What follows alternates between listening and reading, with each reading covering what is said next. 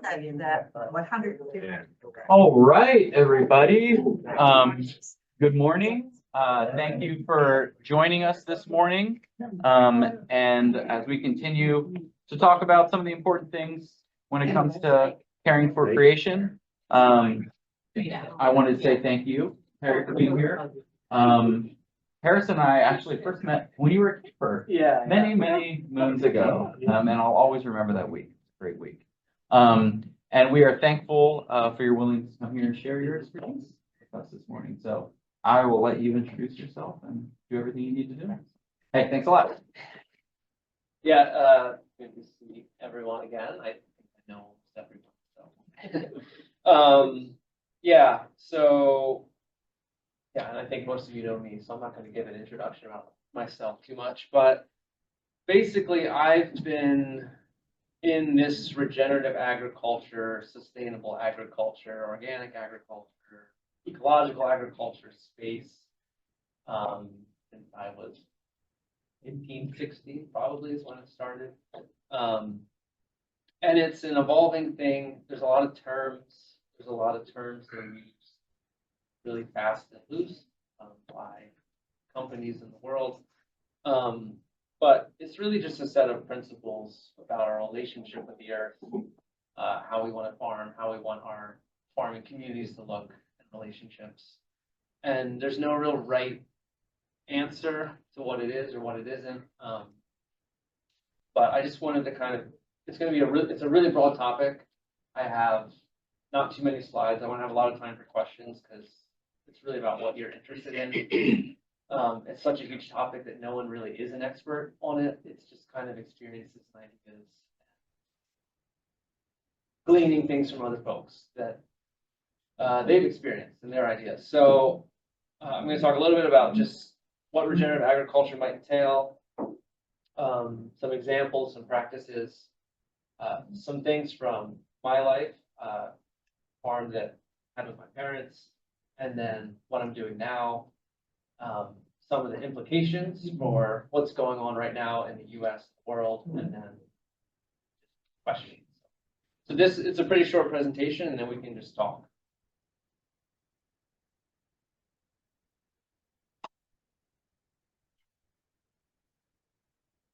So yeah, what is regenerative agriculture? Like organic agriculture is a defined thing by the USDA. So we have a set of rules and prescriptions that you have to follow, and that is what organic agriculture is legally in the US. So it's,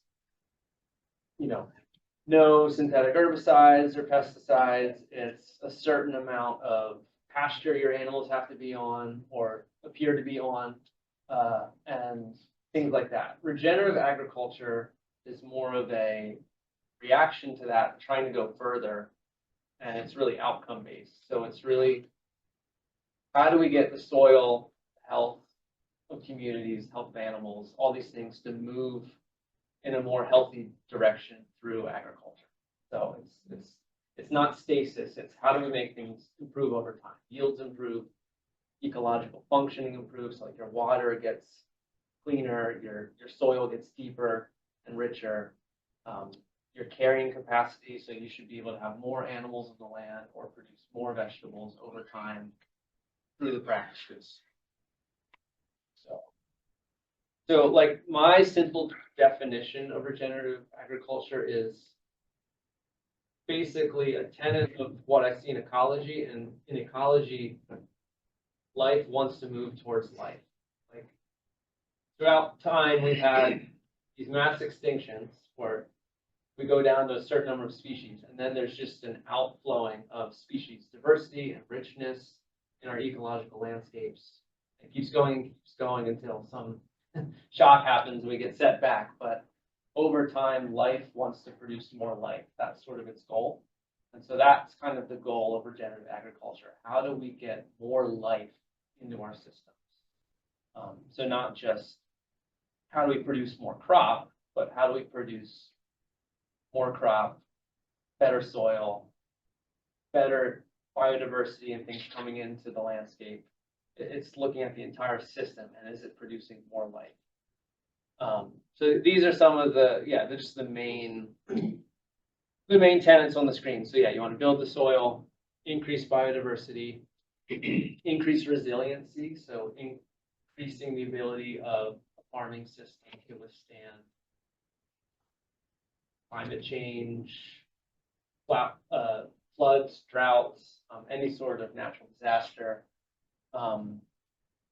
Increasing the resiliency of communities. It tends to be more local and people-based, so it's creating a web of connections with farmers to people eating the food more directly, other companies that are around there supporting the farms.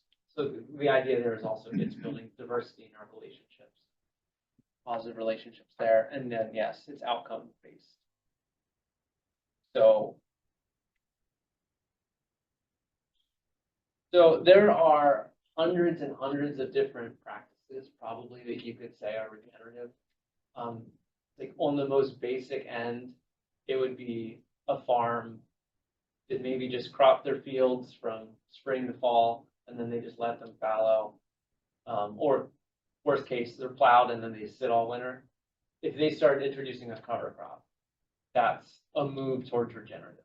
I mean, would you say that's regenerative agriculture? I don't know, but it's a move towards more life in their system. So that's kind of on the annual cropping side of things. That is kind of like maybe the simplest thing we could do. And then on the far side of it would be someone incorporating trees and perennial like fruit and nut bushes and grass and vegetables and all in the same like farm system on their farm, where they're doing 10 or 12 or 15 different things. That would be on the other end of really creating a lot of life in their system. So I mean, I can talk about a couple of these that I just picked out that might exemplify when a farm is calling themselves regenerative, what they're doing. So no-till, that can mean a lot of different things. But the principle there is that you always have living roots in the soil. You're not disturbing the soil. Every time we come through and plow, we're basically killing a whole host of organisms underground. Bacteria, fungi are really affected. These are really important for plant health and ecosystem functioning. And so you're kind of like, every time you plow, you're resetting the baseline to a much less healthy state. So we can allow things to grow and flourish over time before resetting it. We're going to have more soil health. So no-till is a big one. Intercropping would be combining two different crops in the same field. So you could intercrop. This looks a lot of different ways. This could be a cover crop getting sown into an existing crop. So something like you're growing corn, and before the harvest, you're going to seed some sort of fall cover crop over it so that those are growing before you take the corn off. So there's always living roots, always living plants in the soil. You can get multiple crop yields in different systems where there's a grass that only grows in the summer months. And then there's a cool season grass that grows the rest of the year. And so you're always having a living crop and living roots. That's kind of the big idea is always living roots in the soil, not disturbing it unless we have to. There's no hard and fast rules where like it's always a bad thing. So sometimes tillage makes sense, but generally limiting it. Adaptive grazing is something where you are mimicking the way the herds of animals on the plains historically have grazed. So something like the way bison were in the US 100, 150 years ago. You'd have this giant herd of 1 million strong bison, literally thundering over the plain, destroying everything in their path, but then not coming back for 6 months, a year, 2 years. And the way grass and prairies, meadows respond to that is they need to be grazed off to regrow. They need to get that vegetation off. And then there's kind of this huge influx of nutrients, bison or cattle. And that action of pulsing the grass, coming and eating it, resting, coming back, resting, coming back, really creates roots far down in the soil, and you get ever expanding like yields. And the prairie was kind of an incredible example of that in a natural landscape where bison were moving because they're being chased by wolves and people, and there was a lot of time for diversity to come back into the system, and soil helps to build that pulsing of the animals. And if you didn't have the animals, it would just stop growing. It would get tall, and then it would just be this lush mess that would then brown. You'd have all this like brown dry grasses and such that if they're not burned or grazed off, there's no room for new life. You need that kind of disturbance. So Harry, I saw a Facebook picture, seen it a couple times now, of prairie grass and then the root system goes way down, a massive root system, incredible. prairie grass. And then if it's cut off, tilled, there are no roots to hold all of that soil. So that's why we have the Dust Bowl. Yeah, and just, I mean, if you've ever seen the photo of the prairie grass next to annual wheat and the difference in the root systems, there's just, the prairie grass probably in optimal conditions will go down like 10 meters into the soil. In a good, in a really good prairie system where there's no bedrock, it's deep soil. The longest route that they ever recorded was a mesquite tree in the desert, and it had gone down, I think, 200 feet, 250 feet, and then they just stopped trying. So yeah, roots can do amazing things in the right soil where there's not bedrock. So yeah, so this grazing, that's probably one of the most common ways we see this on farms around here is these, and that's what I did on farm with my parents. Have cows, and maybe other animals as well. They're going to graze an area, a paddock for a day, and then they're not going to come back for 30, 45, 60 days, depending on how the grass is growing and time of the year, a whole host of kind of ecological factors. And that can really create better pasture really fast without the addition of any kind of fertilizers or inputs. That's what we saw on our farm. So you can find lots of farms doing that.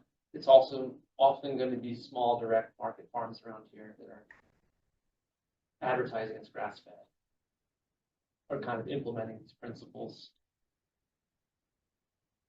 Can people have like a flock of ducks under a roof or in a pen and then they move them around? Chickens or ducks is like what I know of. Yep. Is that a form of adaptive grazing? Can be, Okay.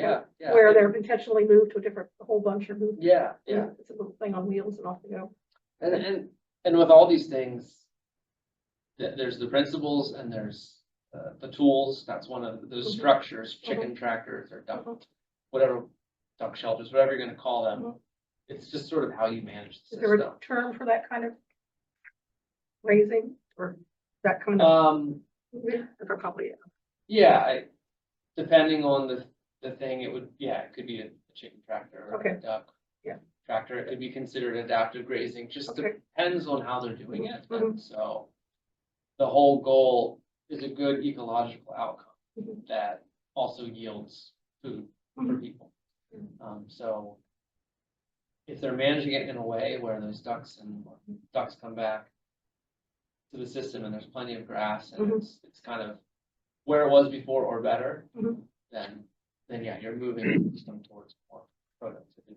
I know that we're enough to visit in Gould Farm up in Massachusetts, and our son-in-law and our daughter were up there for a year, and he was in charge of that kind of thing, and the chickens were in a movable enclosure that with cows around. It was in the pasture, Mhm, mhm. but moved it all around Yeah. periodically.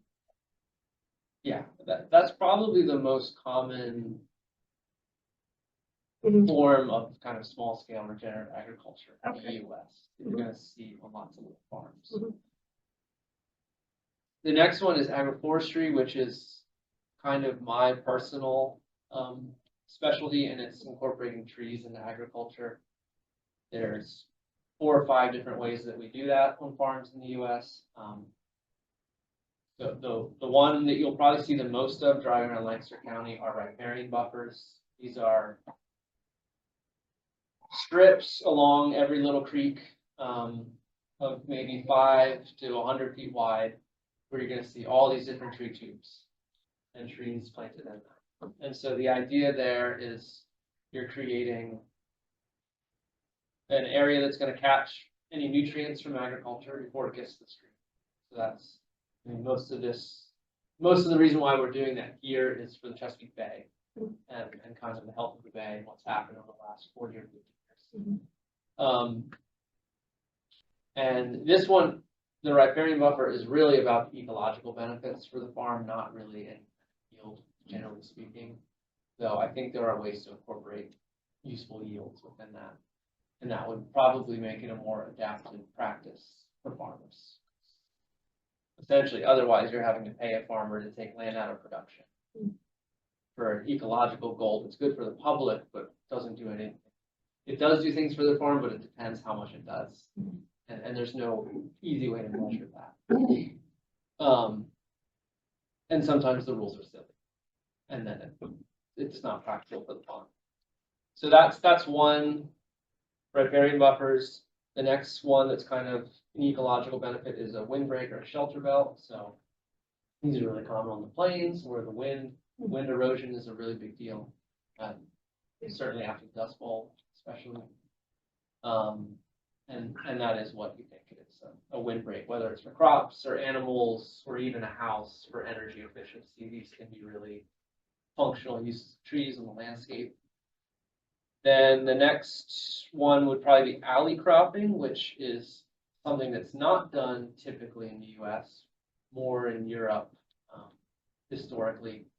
And that would be, you would have a tree crop and then a strip of annual crops, vegetables, grains, whatever it would be, and then another tree row or a couple of tree rows. And you get kind of the benefits of a windbreak.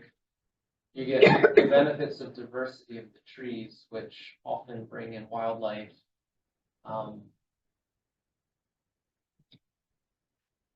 Trees do a lot of things.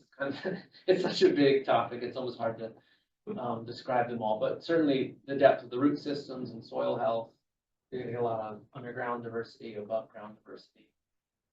You're going to capture and hold water better in rainstorms. Tree leaves literally intercept the rain, slow it down, soak up more water, so there's less runoff.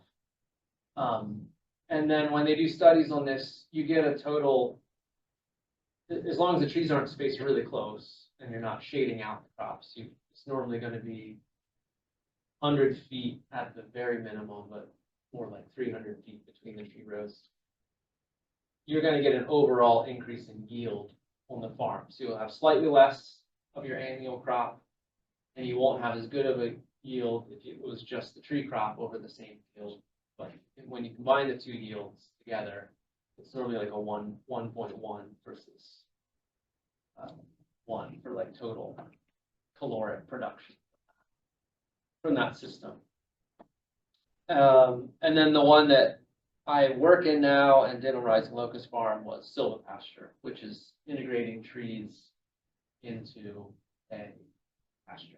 So the trees generally in this case are serving as a shade source for cattle and even the forages. Most of our grasses here don't like it when it's over 80 to 85 degrees for growth. And so a light dappled shade, it has to be designed. It's not just a tree in the pasture. It's not a forest. It has to be the right low levels, light dappled shade. But it's going to cool your grasses, cool your animals. There's efficiencies there for production. And you're also capturing rain, building soil. Oftentimes, the tree has either a leaf or nut or fruit benefit for the livestock, potentially for humans. So there's often food safety things that happen there with manure and a food crop in the same space. But yeah, that's a really common practice that's really popular right now within these circles. For the last number of years, Joyce and I have a garden plot in the community garden at Masonic Village. And we've done no-till for about 5 years. And there seems to be a lot of controversy and a lot of work put into the tillers out there, and they keep breaking and people kind of use them. Of course, if I were in charge of the world, we wouldn't have any tillers there at all.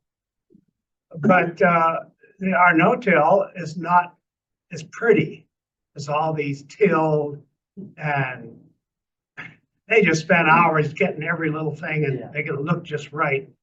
But it's deadly for the crops in the ground, I think. And that no-till is just easy, and you don't have to pull weeds as much. And the stuff is right there. Newspapers, mulch, compost, and it all works. And I heard when we were talking about this that a lot of farmers in Lancaster County are going to no-till. I mean, that's the default thing to do, whereas the Amish don't. Was that somewhere close to right? The Amish do use no-till. I work for Dauphin County Conservation District and the State Conservation Commission. And I work with a whole lot of Amish in Dauphin County. And some of them are really good at no-till, but it takes several years for the soil to become conditioned for no-till. So you get the maximum benefit out of the no-till. Good. Yeah, and that's less my personal expertise anyways. We work with a lot of Amish farms who are doing grazing, mostly and sort of cropping systems. And the last two, I just want to throw out there because they're not the US, but these are incredibly powerful systems for ecological benefit and food production. And they've been around for a long, long, long time, as are pretty much all these practices have been around for a long, long, long, long time. They just have a fancy name and they're more Instagrammable now. But tropical polycultures refers to just the way indigenous people generally have tended landscapes in the tropics. We're just painting with a really broad brush here, but in the tropics, it makes sense to have perennials and annuals and all kinds of incredible diversity that we just don't get here because of our latitude, integrated into one little sort of tropical forest garden. And these are some of the most productive systems on Earth. Certainly, there's a lot of archaeological evidence for large parts of the Amazon being sort of managed in this way. And that's how some of the most productive parts of the Amazon have occurred, through actual sort of tropical forest gardening land management that involves soil amendments and picking and choosing which trees as the overstory through different techniques and things like that. But these systems, the tropical polycultures, and then Swidden, which is essentially a form of, you're going to use a plot and then let it go for 10, 15 years and then come back and use it, as long as that's intentional and not just sort of, that's not the same as slash and burn agriculture, where you're using something up to the fullest extent and then just forgetting about it. It's an intentional movement of annual crops across a more natural landscape.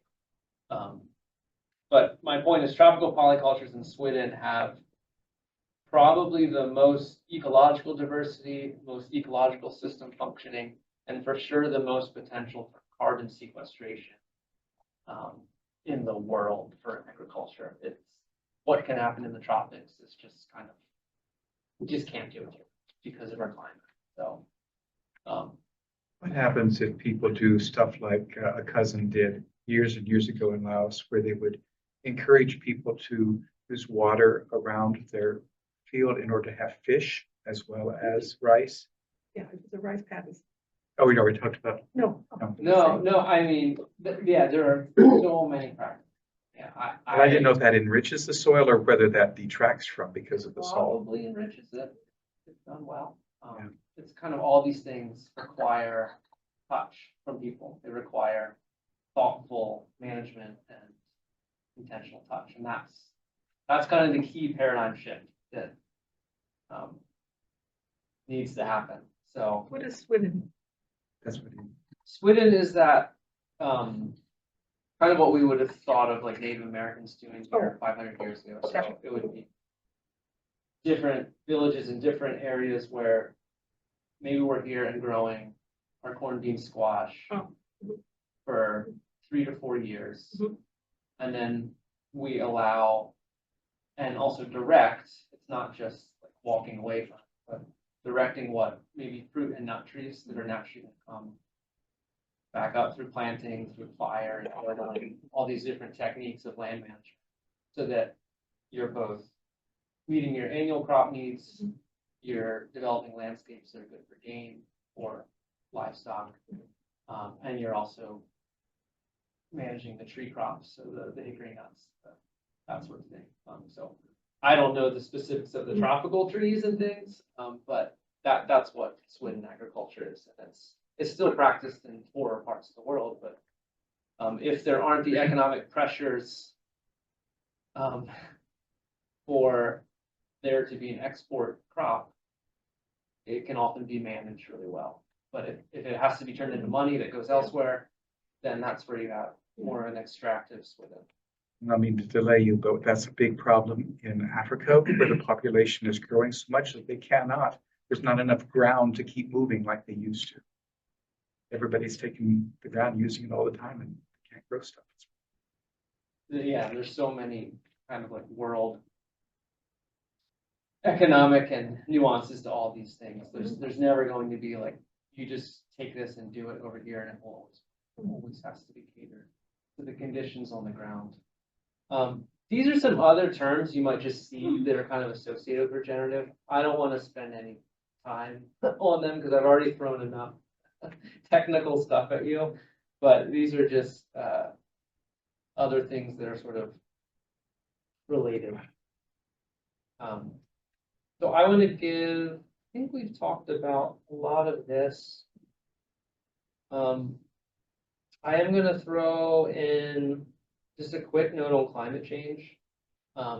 And there's a lot in regenerative agriculture about putting carbon in the ground, sequestering carbon through agriculture. And while that's a really good thing, I don't think that is a great strategy moving forward for getting these practices to be adopted and having the paradigm shift that we need to integrate agriculture into all of our lives. So this is just like, I guess, a little quick diatribe, but carbon is more the symptom of non-functioning landscapes more than the problem.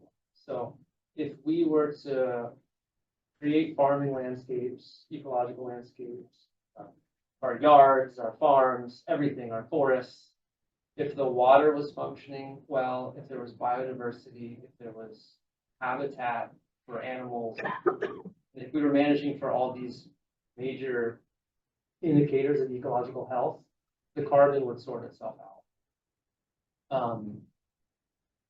We focus on carbon because it's measurable and the other things aren't easily measurable.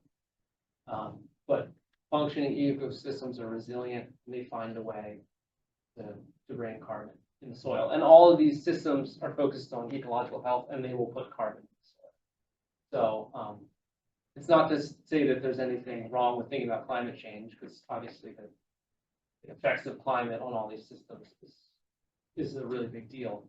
But I think we really need to just focus on, even just the concept of earth care is a bigger deal than just focusing on climate change.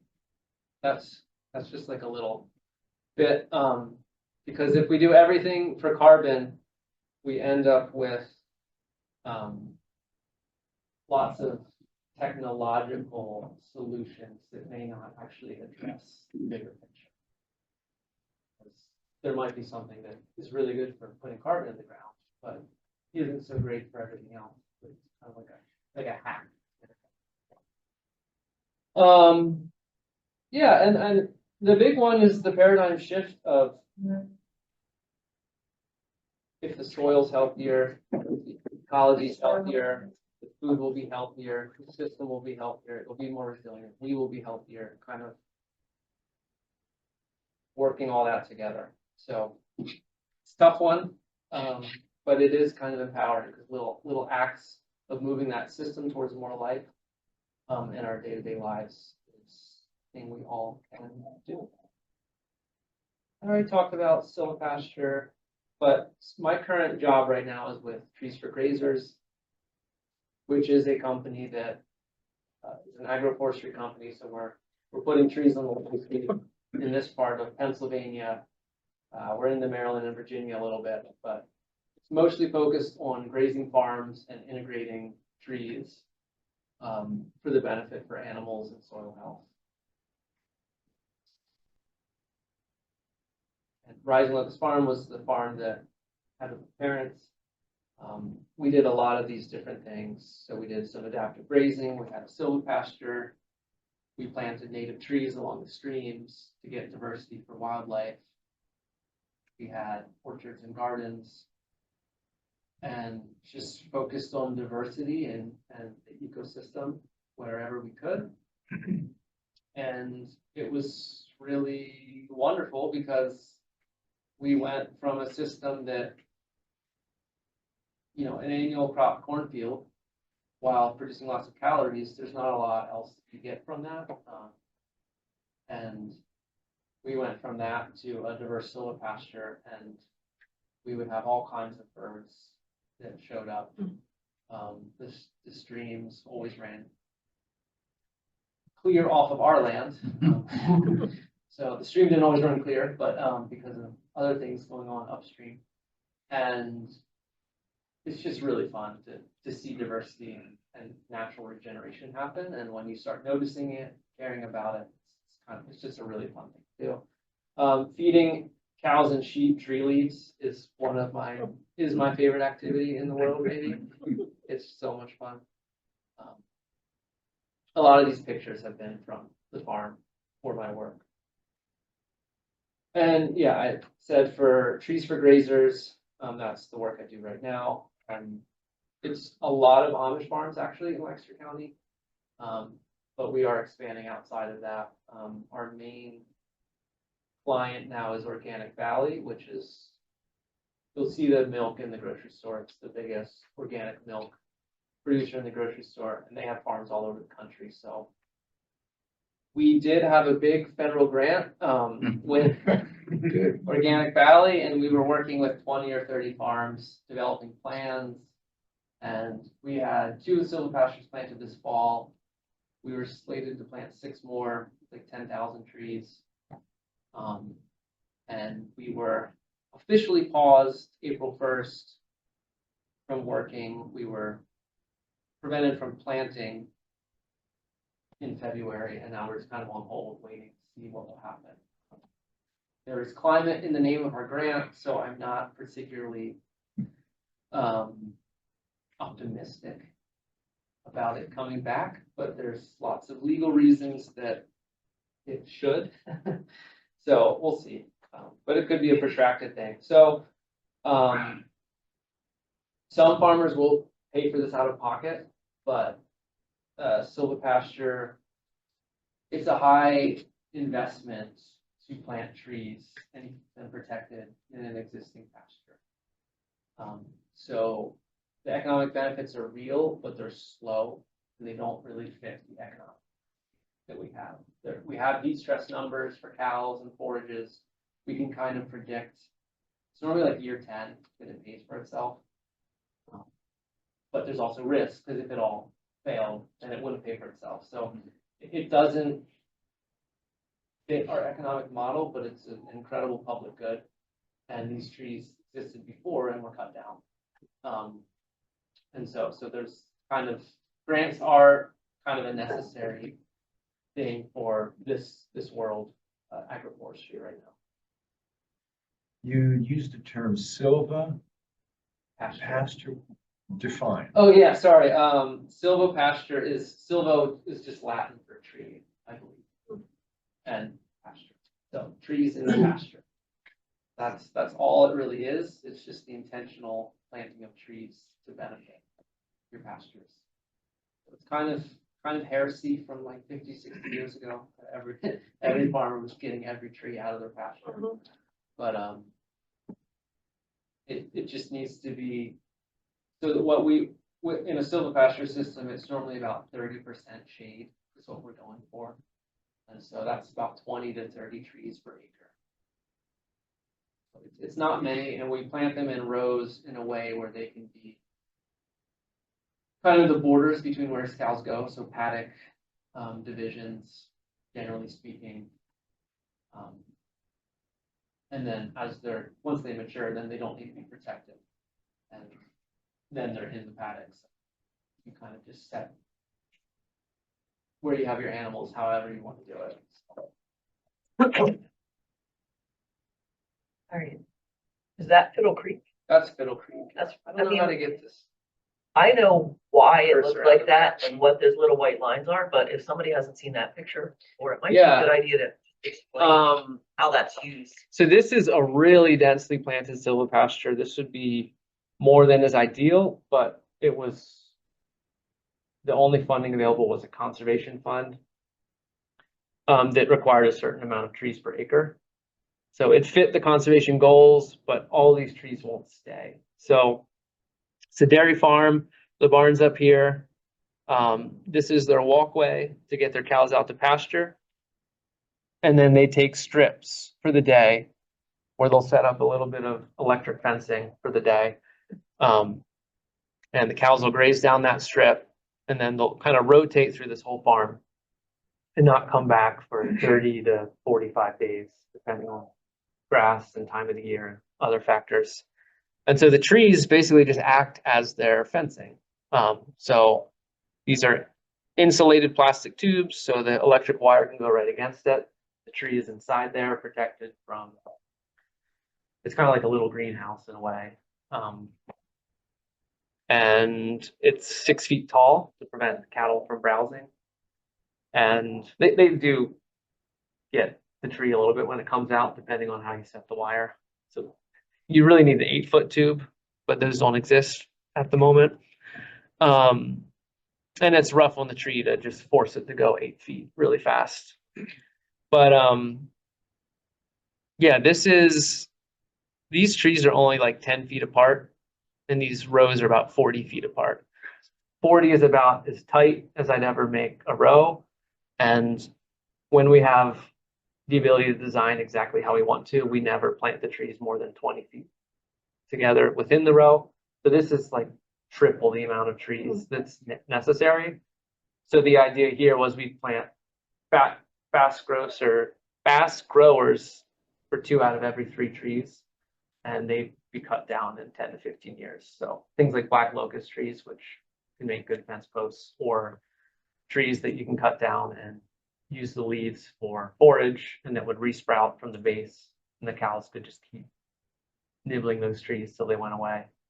And then every 3rd or 4th tree would be something that we'd want to grow to be a full-size tree. What type of tree was that? Often it's honey locust is a big one. It really varies. Honey locust, the reason we like that tree is it has a kind of base-like shape. It's a narrow canopy. It lets a lot of light through. And then there's also the sweet sugary pods that cattle can eat. It's less of a thing with commercial dairy because the ration needs to be so kind of high octane to not upset the rumen in the cow. To have a big feed shift all of a sudden where this fruit is available is likely to lower milk production, even if it's high sugar and full of good calories for producing milk. Just that shift is rough on the cow. But there are a number of other trees we plant. We plant persimmons. We will do some oaks. Improved mulberries, not fence line mulberries that are shrubs this big that every farmer doesn't seem to like.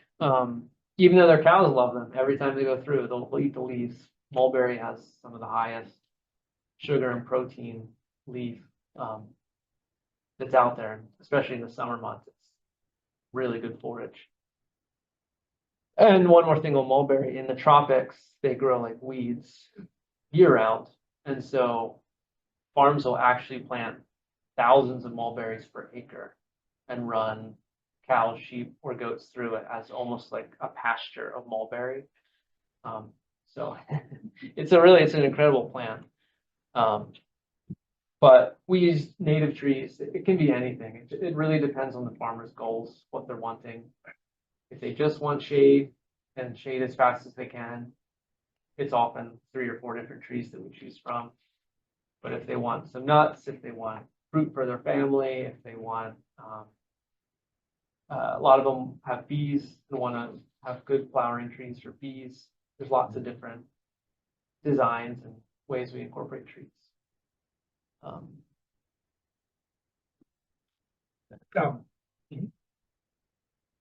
Invasive plants.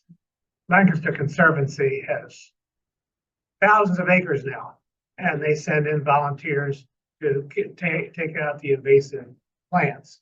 So native plants can thrive and butterflies and all that, caterpillars. But what about invasive plants in agriculture and what role do they play, or how does that factor in what you're talking about?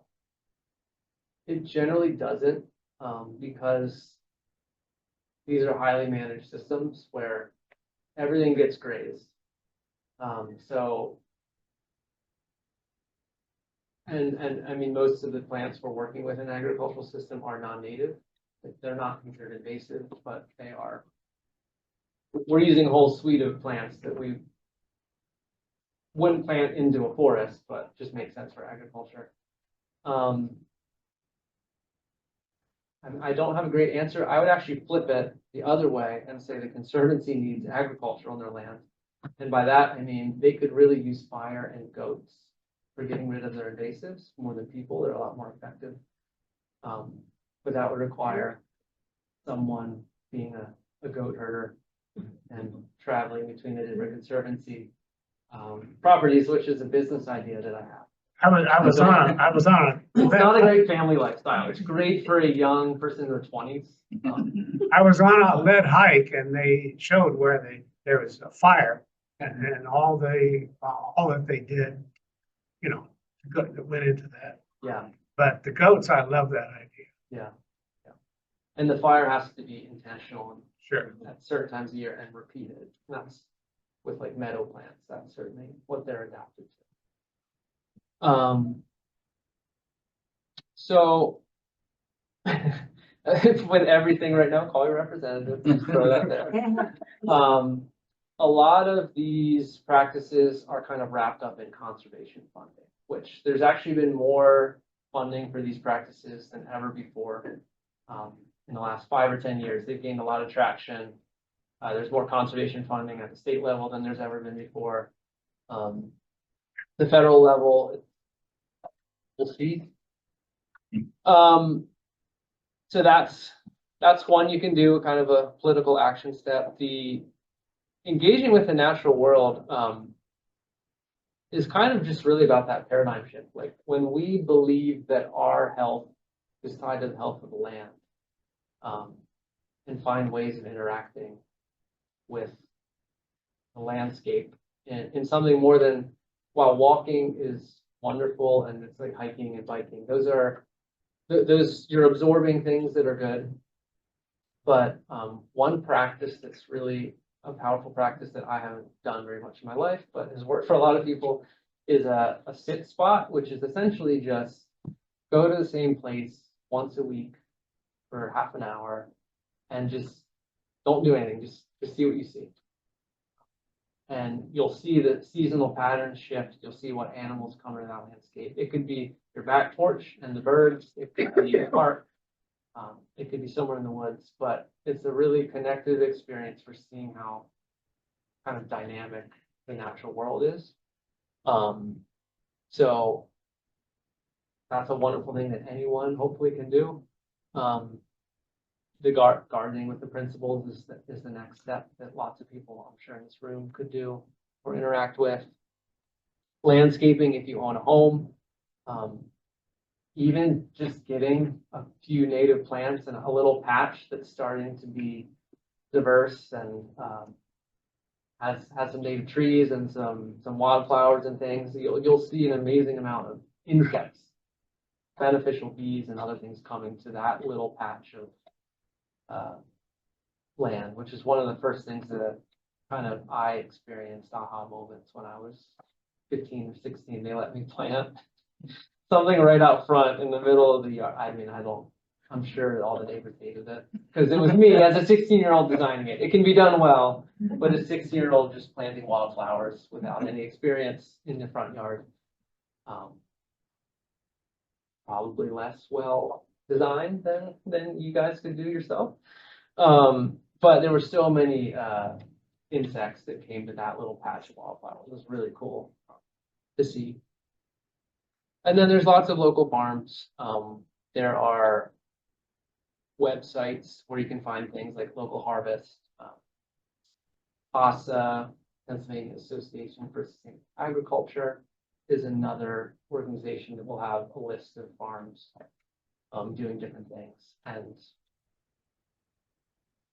those are some ones. And that's my son. Throw a cute picture in there for smell the flowers. So yeah, that was a lot. I talked for a lot longer than I thought I would. So yeah, what questions? What do you guys want to talk about? Jason.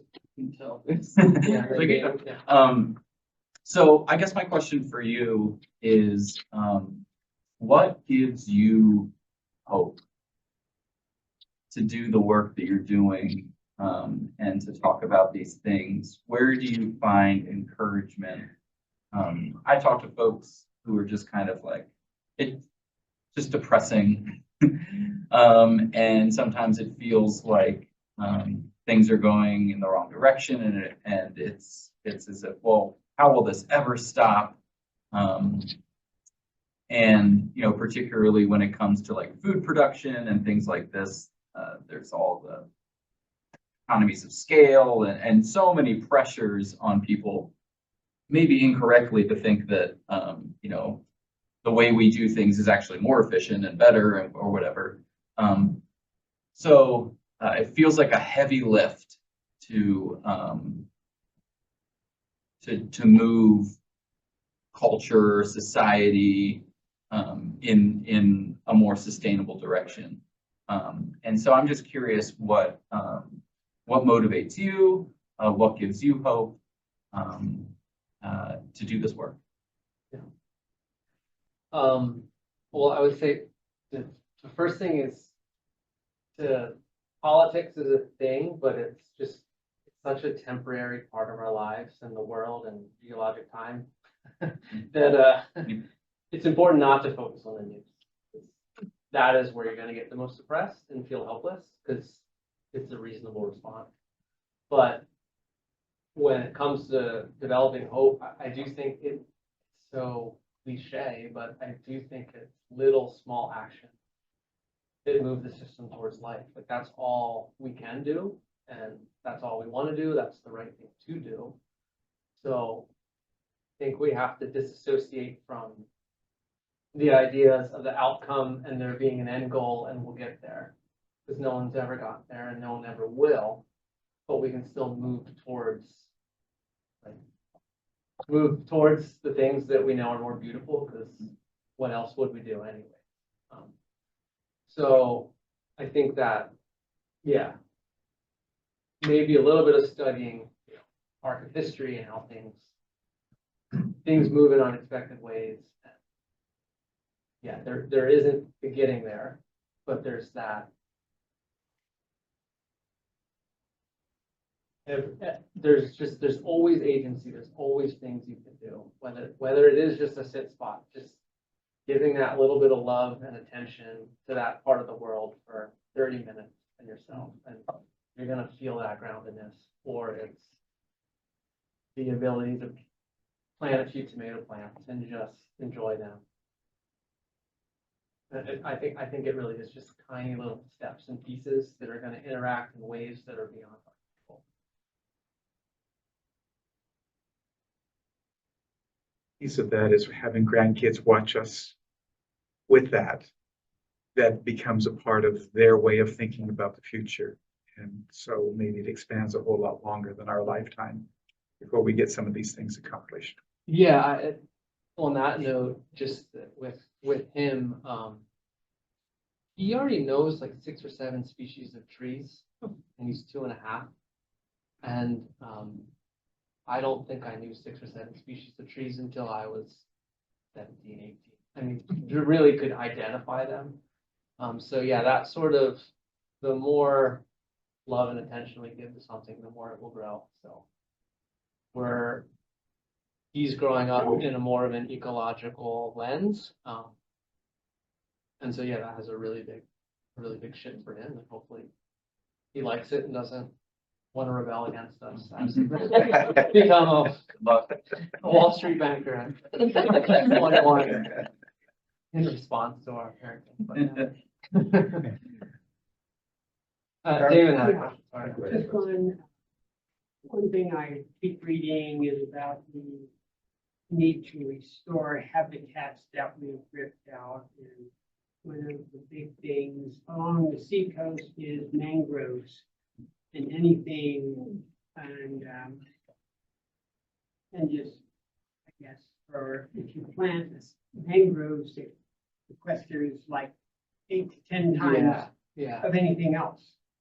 And just to restore, even, 100 acres along a river or seacoast, that, of course, it's not economically viable. The tourists don't want to sleep or sunbathe in mangroves, but in the long term, like you say, little things, local groups can take 10 acres and, restore it, and then that creates a place for animals and things.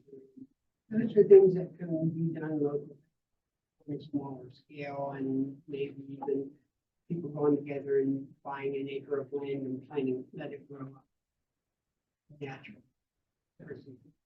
Absolutely, and that's kind of that believing that the health of the land is tied to your health, and then trusting in your kind of qualitative assumptions that the things that are most beautiful in life aren't always going to be easily practical or quantifiable. Obviously, you need to maintain some practicality. We need to grow food, but yeah. I think it's answered. I really appreciate the picture that you have there. There's a lot of wisdom in that, Harry. And I think we, as a community and as a church, maybe you have a response of how we can do this in a practical way. And I think about, we talk about, well, we need to go to the urban. We need to go to the inner city, Philadelphia, to plant these things. But it's here in E-Town, we think we want to go some other place. And I think of Birdie, Paul Brubaker, going on a birding trip. And I'd like to see more adults in a picture like that. We think, well, children, the roots start there. Yeah. And I agree with that. But as an 80-year-old, the roots are still there. I mean, it's us and how we share those roots with somebody else that they grow. Where do you go in this class or this church to start engaging in that cooperative thing that you talk about between nature? Yeah. I certainly don't have a practical answer. I think you kind of laid out some of them in your question, that I think it's what motivates you around ecology. If it's birds, if it's gardening, if it's, and just go out there and do it and be seen and invite people along. What sticks, sticks. Yeah, that's really all we can do, probably.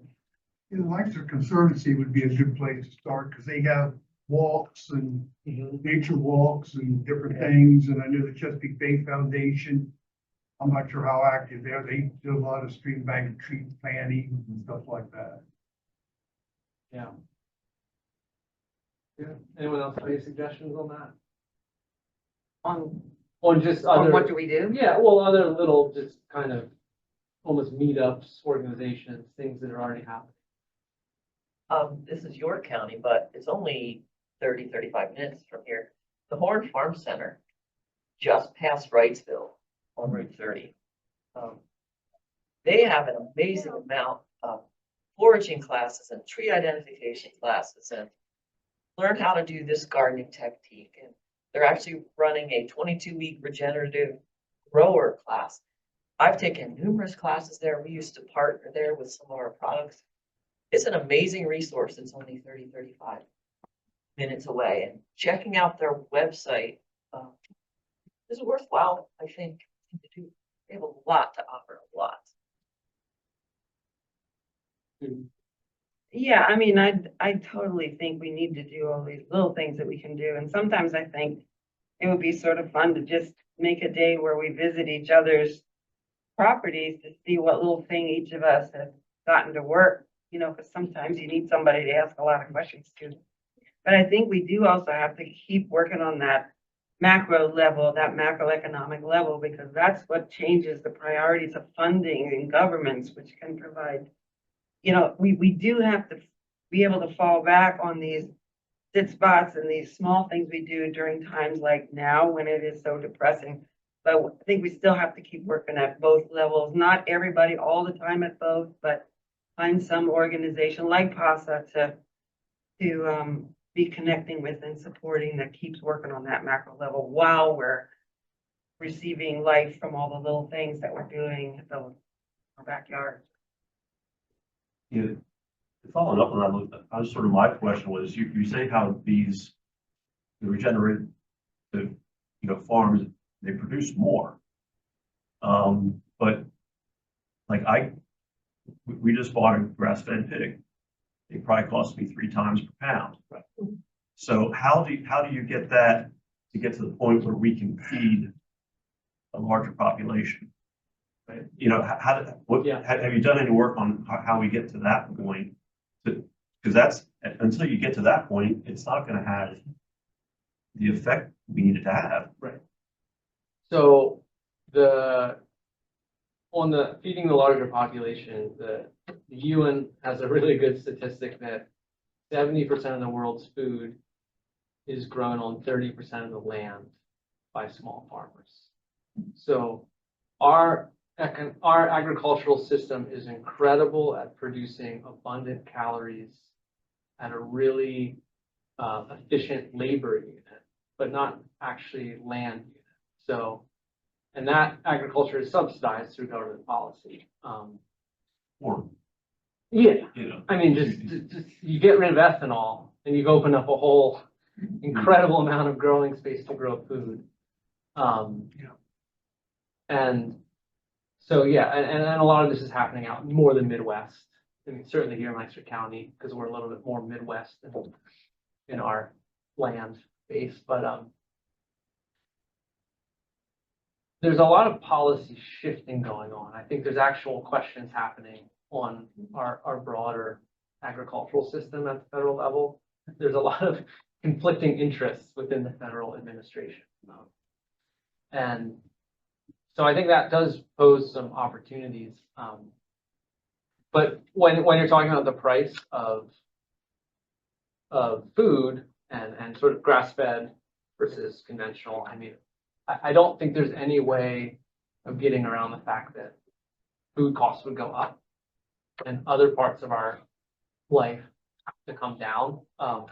And this is a huge topic that covers everything in our social circles and how we live our lives as Americans. And I don't think there's an easy answer, but technically we have too much and we have to have less. And how you come down from that point to where we need to be is an incredibly complex and difficult question that I certainly can't answer. But it will happen eventually out of ecological necessity. And the way to do it is try to make the shifts now so the landing doesn't hurt as bad. And yeah, so I think we'll all need to spend more money on food.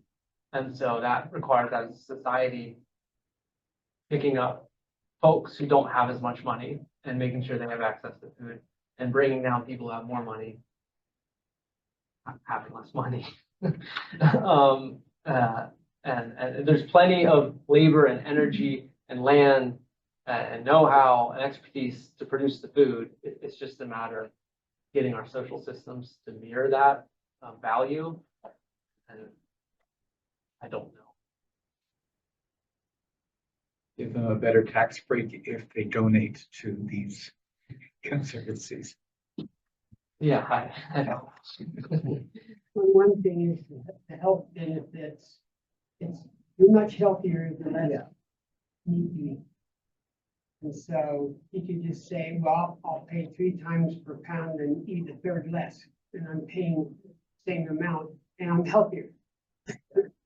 And eating for your health. The lower on the food chain you eat, the healthier you will be, the less drugs the less time you need to go to the doctor and a variety of them. But I did want to put in a plug for the Climate Change Action Committee, where you can go to the native plant sale the last Saturday of the month. And we're down at Mannheim Township Park at the golf course. And there'll be a lot of vendors. If you want, pick up a plant or two or a tree or two for your yard or your landscape. There'll be a good number of nurseries there doing plants. So if you want to do your little sit spot or your improve, get a butterfly bush or whatever, to fit in a tree. I'm sure you could get it there, and you can stop by our booth. And if you're down there anyway, you can volunteer for an hour to sit at our table. Or whatever. You can always, we don't have a chart yet, but if you're going to be there between 9 and 10, you can come sit at our church table, our climate change table, and just sort of read. And if you have any ideas what we should have at our table, that would be good. So it's the 26th. Thank you. Okay.